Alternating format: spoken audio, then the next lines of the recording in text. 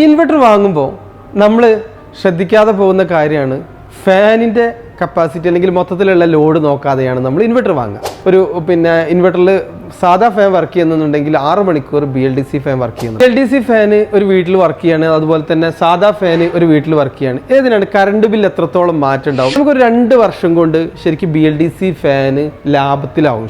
ഫാനുകൾ എടുക്കുന്ന സമയത്ത് quality assure ചെയ്യുക, അതുപോലെ തന്നെ അതിൻ്റെ എയർ ഡെലിവറി ശ്രദ്ധിക്കുക എന്നുള്ളത്. ഹീറ്റ് എയർ ഈ സാധാ ഫാനിനെ അപേക്ഷിച്ച് BLDC ഫാനിന് കുറവായിരിക്കും.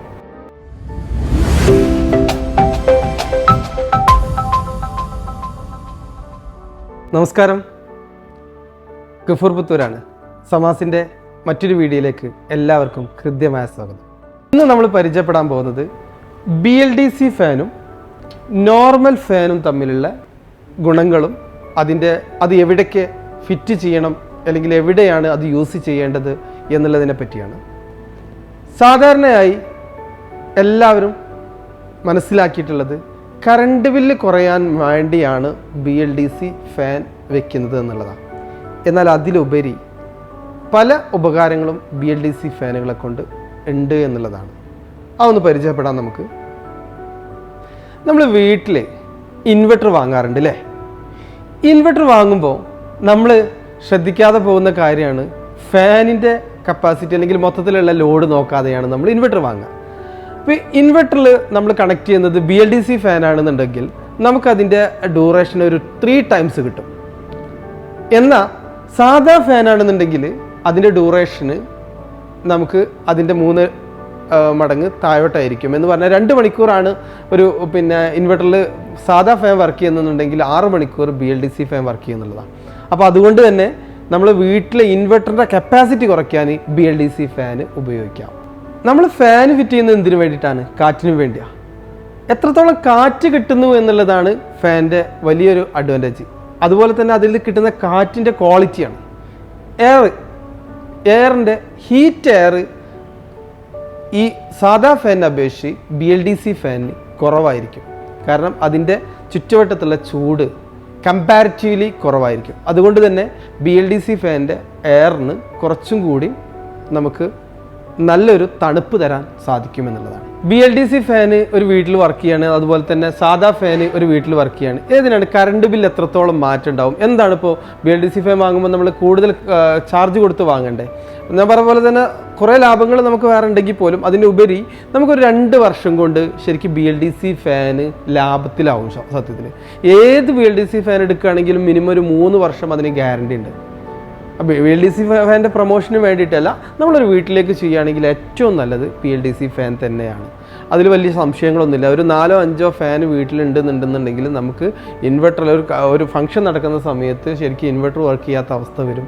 എന്തെങ്കിലും കറണ്ട് പോകുമ്പോഴാണ് ഇതിൻ്റെയൊക്കെ ടെൻഷൻ ഉണ്ടാവുക. അപ്പോൾ എപ്പോഴും നല്ലത് BLDC ഫാനിലേക്ക് തന്നെ സെലക്ട് ചെയ്യാണ്. ക്യാഷ് കുറച്ച് കൂടിയാലും BLDC ഫാനാണ് നല്ലത്.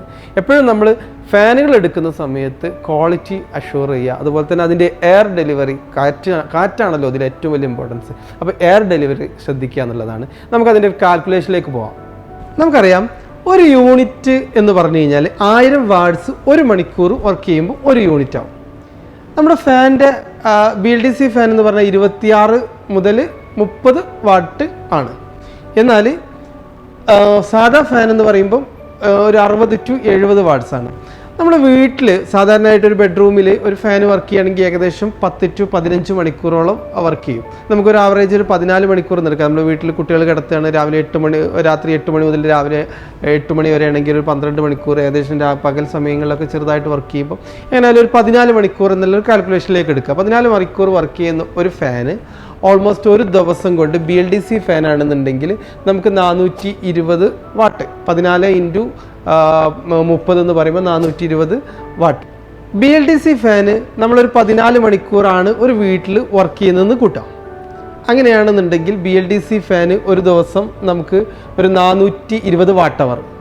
സാധാ ഫാനാണെന്നുണ്ടെങ്കിൽ ഒരു 980 വാട്ട് അവർ എന്ന് പറഞ്ഞു കഴിഞ്ഞാൽ ഓൾമോസ്റ്റ് ഒരു 0.42 യൂണിറ്റും ഇതാണെന്നുണ്ടെങ്കിൽ ഒരു 0.98 യൂണിറ്റും, ഓൾമോസ്റ്റ് 1 യൂണിറ്റിൻ്റെ അടുത്ത്. അപ്പോൾ ഇതൊരു മാസം 2 മാസം വർക്ക് ചെയ്യണമെങ്കിൽ നമുക്ക് ഏകദേശം 25 യൂണിറ്റ് വരുന്ന സമയത്ത് ഈ ഫാന് ഏകദേശം നമുക്ക് 60 യൂണിറ്റിൻ്റെ അടുത്ത് 58 പോയിൻറ്റ് സംതിങ് യൂണിറ്റിൻ്റെ അടുത്ത് എടുക്കും. ഇനി നമ്മൾ ഒരു വീട്ടിൽ 2 മാസത്തിൽ ഒരു 300 യൂണിറ്റ് വർക്ക് ചെയ്യുന്നുണ്ട്, അവിടേക്ക് ഒരു ഫാൻ ഫിറ്റ് ചെയ്യുകയാണെന്നുണ്ടെങ്കിൽ നമുക്ക് ഇതിന് 325 ഉണ്ട്. നമ്മൾ KCBയുടെ ഒരു കാൽക്കുലേറ്റർ എടുത്ത് അതിലൊന്ന് ജസ്റ്റ് ടൈപ്പ് ചെയ്ത് കഴിഞ്ഞാൽ 325 എന്ന് ടൈപ്പ് ചെയ്ത് കഴിഞ്ഞാൽ നമുക്ക് കിട്ടുക ഏകദേശം നമ്മുടെ 1871 രൂപയാണെന്നുണ്ടെങ്കിൽ ഈ ഒരു ഫാൻ നമ്മൾ എടുക്കുന്ന സമയത്ത് 360 യൂണിറ്റ് എന്ന് നമ്മൾ കാൽക്കുലേറ്റ് ചെയ്ത് കഴിഞ്ഞാൽ 358 യൂണിറ്റ് എന്ന് കാൽക്കുലേറ്റ് ചെയ്യുന്ന സമയത്ത് 2127 രൂപ എന്ന് കാണാം. ടോട്ടൽ നമ്മൾ അതിൻ്റെ ഡിഫറൻസ് നോക്കുമ്പോൾ ഒരു 250 266ഓളം രൂപയുടെ ഡിഫറൻസ് നമുക്കുണ്ടാവും. ഒരു 6 ചോയ്സ് കൂട്ടുകയാണെന്നുണ്ടെങ്കിൽ ഏകദേശം 1600 രൂപയുടെ 1500 സംതിങ് രൂപ നമുക്ക് അതിന് ഒരു വർഷത്തേക്ക് ഒരു BLDC ഫാനിൽ നിന്നും നമുക്ക് ലാഭിക്കാം. അതുപോലെ തന്നെ നമ്മൾ നേരത്തെ പറഞ്ഞ പോലെ തന്നെ ഇൻവെർട്ടറിൽ ഉള്ള നമ്മൾ കപ്പാസിറ്റി കുറയ്ക്കാൻ പറ്റും, അങ്ങനെയാണ് നമുക്ക് ലാഭിക്കാൻ പറ്റും. അപ്പം BLDC ഫാൻ എന്തുകൊണ്ടും നമ്മുടെ വീടുകളിൽ ലാഭകരമാണ് എന്നുള്ളതാണ് നമ്മളെ ഒരു മൊത്തത്തിൽ BLDC ഫാനിൻ്റെ കാൽക്കുലേഷൻ നമ്മൾ എടുക്കുമ്പോഴും അതുപോലെ തന്നെ BLDC ഫാനിൻ്റെ എയർ ഡെലിവറി നോക്കുമ്പോഴൊക്കെ നമുക്ക് കിട്ടുക. എന്തായാലും നമ്മുടെ നെക്സ്റ്റ് വീഡിയോയിൽ കാണും വരെ സൈനിങ് ഓഫ് ഗഫൂർ പുത്തൂർ.